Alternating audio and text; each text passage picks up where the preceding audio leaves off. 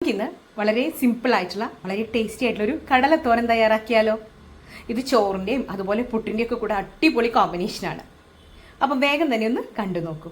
അപ്പം നമുക്കിന്ന് വളരെ ടേസ്റ്റി ആയിട്ടുള്ള ഒരു കടലത്തോരൻ തയ്യാറാക്കാം. അതിന് വേണ്ടിയിട്ട് ഞാനിവിടെ കുറച്ച് കടല തലേന്ന് കുതിർത്തതാണ്. അത് കുക്കറിലേക്ക് ഇട്ട് കൊടുത്തിട്ടുണ്ട്. ആവശ്യമുള്ള വെള്ളം ഒഴിച്ചു കൊടുത്തിട്ടുണ്ട്.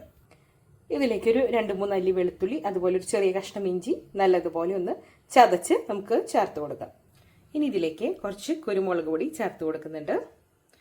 സാധാരണയായിട്ട് ഞാൻ കടലയും പയറൊക്കെ വേവിക്കുമ്പോൾ ഉപ്പ് ചേർക്കാറില്ല. വെന്തതിന് ശേഷമാണ് കേട്ടോ ഇതിലൊക്കെ ഉപ്പ് ചേർക്കാറ്. അതുകൊണ്ട് ഇത് നല്ലതുപോലെ, അതായത് കുക്കർ അടച്ചു വെച്ച് കടല നല്ലതുപോലെ വേവിച്ചെടുക്കാം.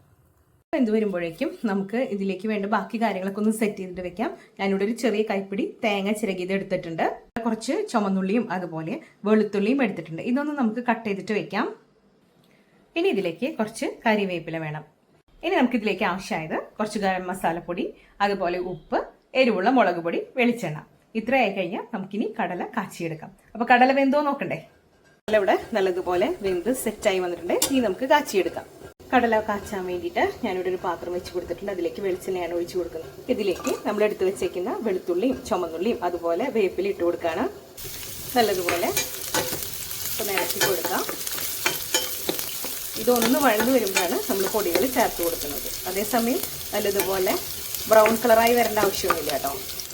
ഇനി ഇതിലേക്ക് ഒരല്പം ഗരം മസാല പൗഡർ ഇട്ട് കൊടുക്കാം.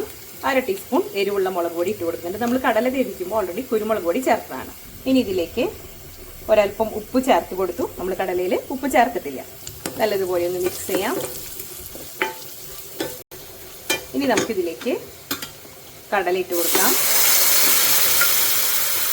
ഒരല്പം വെള്ളത്തോട് കൂടിയാണ് ഞാൻ ഇട്ട് കൊടുക്കുന്നത്. നമ്മളിതിൽ ഉപ്പ് ചേർക്കാത്തതുകൊണ്ട് തന്നെ ആ ഉപ്പ് കടലയിൽ ഒന്ന് പിടിക്കണ്ടേ, അതിന് വേണ്ടിയിട്ടാണ്.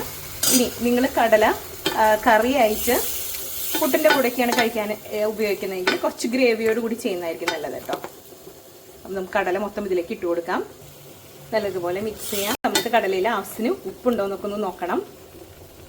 കടലയിലെ വെള്ളമൊക്കെ ഏകദേശം ഒന്ന് വറ്റിയിട്ടുണ്ട്. ഇനി നമുക്കിതിലേക്ക് എടുത്തു വെച്ചേക്കുന്ന തേങ്ങ ഉണ്ടല്ലോ, അതിട്ട് കൊടുക്കാം. ഇത് നല്ലതുപോലെ ഒന്ന് മിക്സ് ചെയ്യാം. നമ്മൾ കടല അതുപോലെ മുതിരയൊക്കെ ചെയ്യുമ്പോൾ ഒരുപാട് വെള്ളം വറ്റിച്ച് ഡ്രൈ ആക്കി എടുക്കാതിരിക്കുകയാണ് കൂടുതൽ നല്ലത്.